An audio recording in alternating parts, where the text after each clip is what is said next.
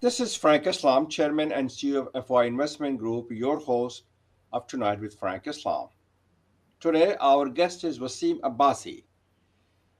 Waseem is an investigative journalist working with the News International, which is Pakistan's largest English daily. So, thank you for coming to our show, Waseem. It's nice to see you. So, let me start out asking you, what do you think about the status of the freedom of press in Pakistan, considering the fact that freedom of press is the cornerstone of democracy? We need to praise the free press, not to bury it. And in order for democracy to flourish, it is important to have the freedom of expressions and freedom of press. So let me hear some of your thoughts, Wasim. Thank you, Frank. First of all, thank you for inviting me to this prestigious forum, and it's an honor to talk to you. Well, I agree with you that freedom of press is a basic tenet of democracy, and it is actually a very important cornerstone of democracy. And in Pakistan, we used to have a very vibrant electronic media and print media as well. And now there is a social media very active with very active user base. But unfortunately, for last few months, the status of freedom of expression has been on a constant decline, and for last few months we have been seeing constant efforts to undermine the freedom of expression in Pakistan.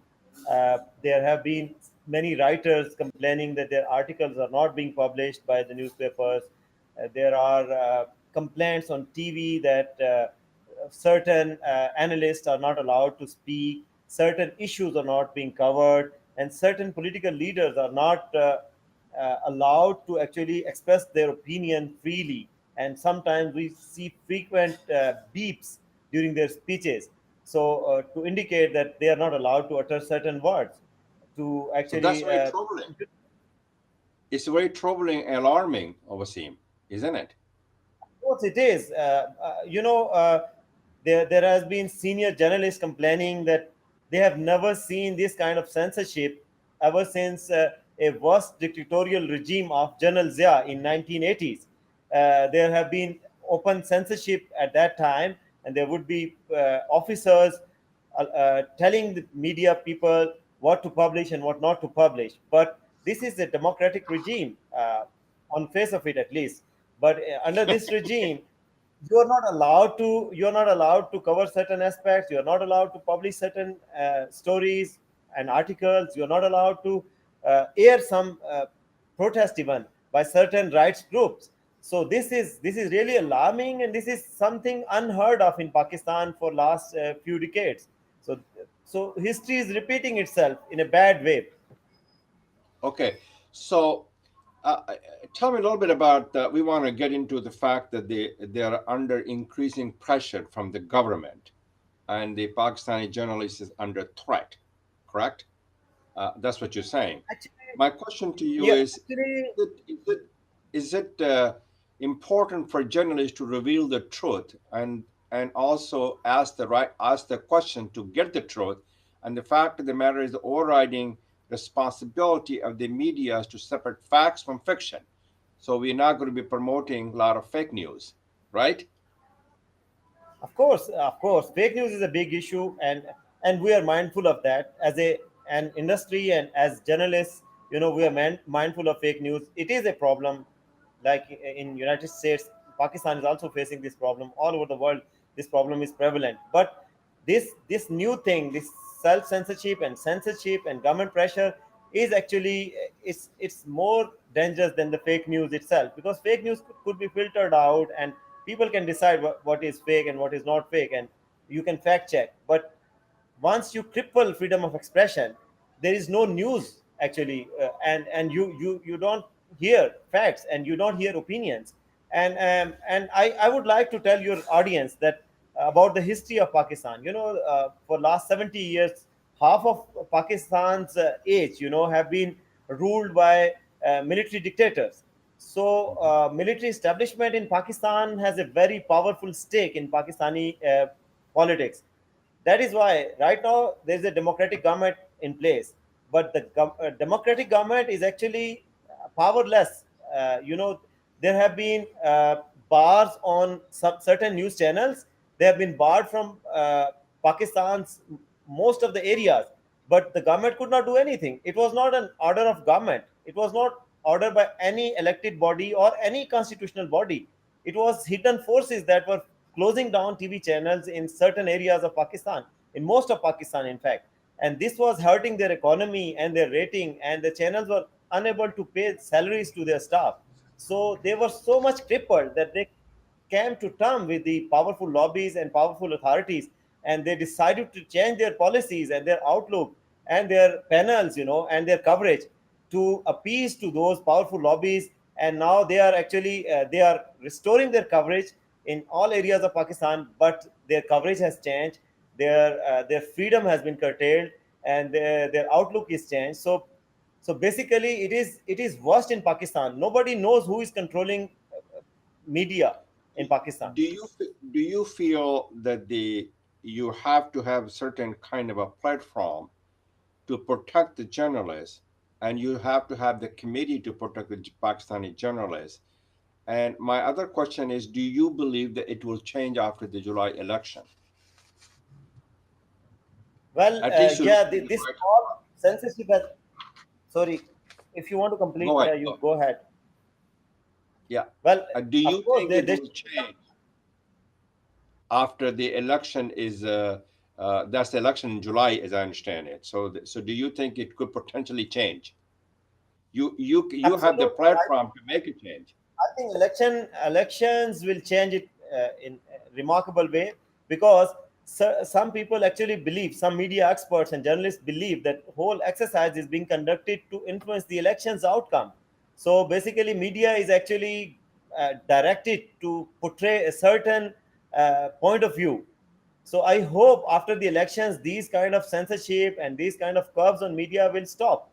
But on your second question about the need for protection, yes, one of Yeah, the a most dangerous platform countries. because there's a growing animosity towards the journalists. So you have to have platform to protect the journalists in Pakistan. Absolutely, there is a growing animosity, and I was telling that Pakistan is one of the most dangerous countries for journalists. Last year, there has been more than 150 attacks on journalists, and one third of these attacks took place in the federal capital of Islamabad. So this is an alarming situation, and there has never been more need for a united front of journalists to protect themselves. But unfortunately, in Pakistan right now, media houses are divided among different political thoughts and behaviors. So there is a lack of unity. But the journalist community is trying to establish some sort of a united platform to protect themselves. But right now, the situation is very dismal, and we are hoping that this will improve in coming weeks and months.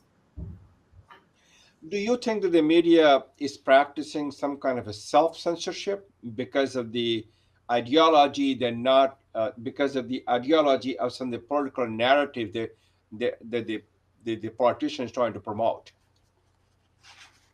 Absolutely. Media is exercising a lot of self censorship, because some media houses who were actually trying to be independent have been tamed and to project a certain point of view. So learning from them, other media houses has started to actually behave so that the powers that be are not angry with them. So a lot of people are actually not writing what they want to write, and they are restraining themselves, and the media houses are also restraining themselves. There are no clear orders from any constitutional body to stop certain coverages, but they know that these are not areas to be touched. So so they are themselves voluntarily not publishing some news items, not covering some events, not covering some protests, not projecting some point of views. And it is not only the national security that is untouched area, or that is a no-go area, but also political demand is also being influenced now and being censored. So And that's also the case in the social media as well. So there are some curbs in the social media in Pakistan as well. So as a matter of fact, what you're really saying, there's a threat. Not only there's a threat to journalists, but they contribute to the hostile environment. Absolutely. As I told you, now social media is also picking up in Pakistan. There is a vibrant social media user base. So there have been cases of arrest and disappearance of social media activists in past, in very recent past. And most of them were not even attacking the political government. They were talking about judiciary. They were talking about military establishment, and they certainly got disappeared, arrested. So social media is also practicing self censorship, and although there are no special curbs right now being introduced on social media, but there are reports that the government or the authorities are thinking of placing some curbs right before the elections on social media. But social media activists are also living in this constant fear of reprisal from the authorities. You're absolutely right. So I have two questions on the topic. What can Pakistani Americans do to promote the self-expression, the freedom of press in Pakistan? And number two is what organization can do to help you to make sure that the Pakistan have the freedom of press? Well, I think the first help, we need to help ourselves. Basically, our journalist bodies has to get united and pose a united front to overcome this self censorship and these curves on media. But yes, in the international community has always been a very helpful tool to help Pakistani journalists and Pakistani media houses whenever there were curbs on Pakistani that journalists are not living in constant fear in Pakistan, and they are allowed to express themselves and express the opinion of other people who are living in Pakistan freely. So I think the State Department has always been very active on this front, and they are annually publishing reports on freedom of press and freedom of expression all over the world. So they are a deterrence to efforts to curb freedom of press. And Pakistani I American want can to, also use their voice. that is true, and I want to ask you two questions, which I think you'll be the right person to answer it. What Pakistani journalists and the Pakistani media can do to promote the India and Pakistan relationship and to promote the convergence and commonality and a conflict reduction. And then I want to talk about what Pakistani diaspora can do to help Pakistan to achieve its fullest potential. Well, Pakistani journalists have always been very active on this front to bring the two people closer. They're in past, in very recent past, there have been a very big initiative called Aman Ki Asha by the organization that I am working for, GEO, with Times of India.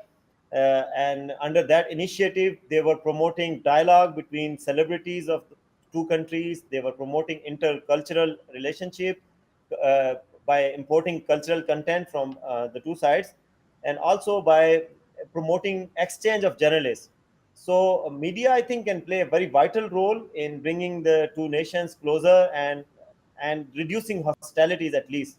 Uh, just like we saw North Korea, South Korea summit, and it has been well received in Pakistan and India. I have seen on social media people welcoming this and asking the governments in Pakistan and India to actually replicate that success and to actually move forward towards a lasting peace in the region. Very well said. You're very articulate in your thoughts. So what you're saying is now the arts and culture and people to people engagement has been a key, and you are committed to ensure that you could have a conflict reduction between the two nations because you have a shared history, Absolutely. shared heritage, the same people. I want to talk a little bit about it, as I said to you, about the Pakistani diaspora can help Pakistan to achieve its fullest potential. Considering the fact that the Pakistan has abundant of human resources that can be tapped upon, and they can, and Pakistani diaspora can help Pakistan to create jobs, to create companies, to build prosperity, innovations, and entrepreneurship. do you think they have the capacity, capability, and the character that they can make a difference in Pakistan? Absolutely. I have been living in US. I have visited many other countries, more than a dozen countries, including European countries, Africa, and Middle East. And Pakistani diaspora is very active in all these countries, and they have the potential to actually help Pakistan, and they are already helping through foreign exchange, through uh, expertise. They are actually bringing expertise, human resource, knowledge, and they are bringing people closer, and they are already doing a lot, but they need to actually, there is a lack of concerted effort, a network of Pakistani diaspora. There are some organizations like Apna in US, but there Mhm. need to But be APNA more is a, active. yeah. Well, what I Others- wanted to find out, Waseem, that the Indian diaspora has been very actively engaged in making a difference, have a strong impact and influence between India and the United States. The Pakistani diaspora have the potential to do so in terms of creating the jobs and also creating a company, and also to make sure that they can make a difference by being a philanthropist in Pakistan, helping Pakistan. And I want you to tell the audience that how important it is for Pakistani diaspora to be engaged to make sure Pakistan is a vibrant democracy, Pakistan has economic mobility, and Pakistan can go to the next height to be part of the global economy. Tell Absolutely. the audience. I think because I was living in US, and I was identified as Pakistani. So you cannot scratch this off your skin. So you will always be identified when you are Pakistani origin person, you will always be identified as Pakistani origin person, and you will see. I have been seeing in England, for example, Pakistanis, second generation Pakistani sporting Pakistan cricket team in England. So it means basically you are identified with your roots, and you have to improve your ancestral land. Basically, in like Pakistani community has a responsibility to work for the improvement back home through philanthropy, through knowledge exchange, through whatever means that they can. They can actually actively participate in local politics back in US or in UK, and play a role in bringing the countries, the host country and Pakistan closer, and improving trade and relations between those countries.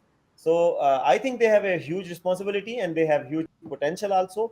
There's need for a will to act on the opportunities, and through this, I think they can play a vital role in uplifting their own nation and development of Pakistan.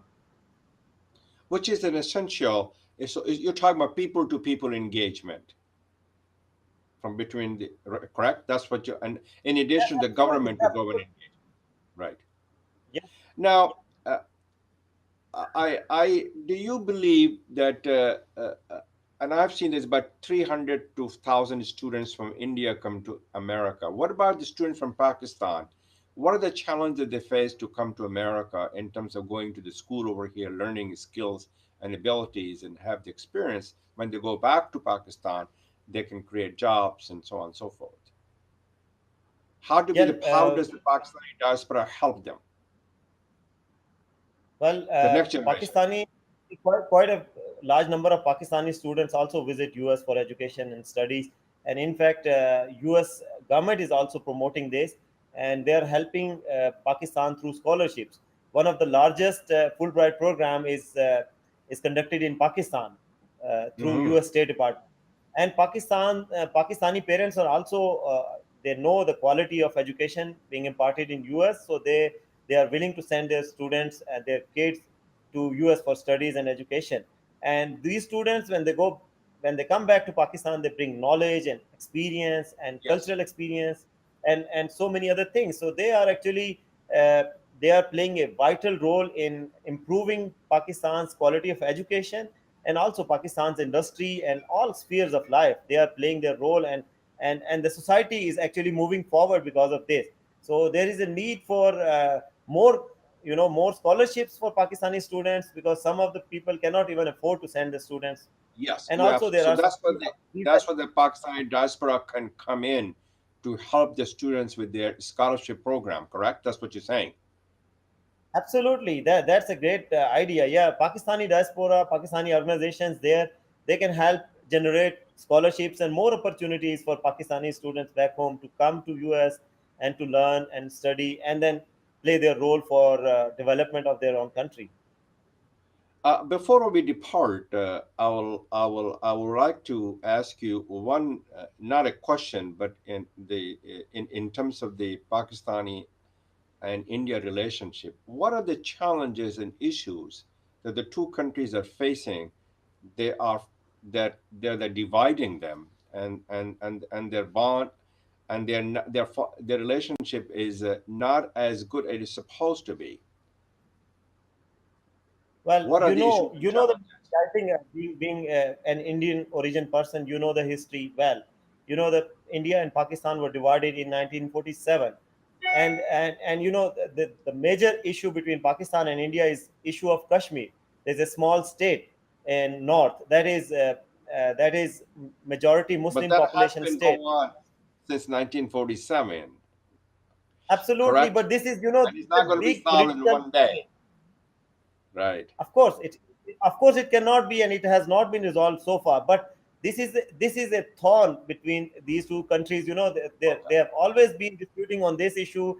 They say it should be resolved first, and then they can talk. But there have been lately efforts to actually to set aside this issue for certain time, and then move forward with people to people contact, with more trade, more investment, more linkages. So Very well that said. yeah, so that the people come closer to each other, and this will actually create a better environment to come to a peaceful resolution for Kashmir issue also. Well, you have said it very eloquently, and I would hope your message will be promoted all over the world that the two countries need to seek a common ground and to work for shared goal with shared responsibility, and in terms of the trade, commerce, investment, arts, and culture, and many things that can put the two countries together. So thank you very much, Wasim, for your time and for taking a time to interview us, and thank you for your thoughts. So this is Frank Thank you Islam so much, wishing you a Frank. great week. And go ahead, Wasim. Thank you so much, Wasim, go Frank. ahead. It's an honor to you, and it was great to speak to audience and to share my thoughts and to represent Pakistan on this global stage. Thank you so much. You're most welcome, and I hope you continue to do what you're doing to promote the freedom of press, freedom of expression, to human rights, civil rights. Those are the values that binds us together. And this is Frank Yeah. Islam wishing you a great week, and thank you for watching.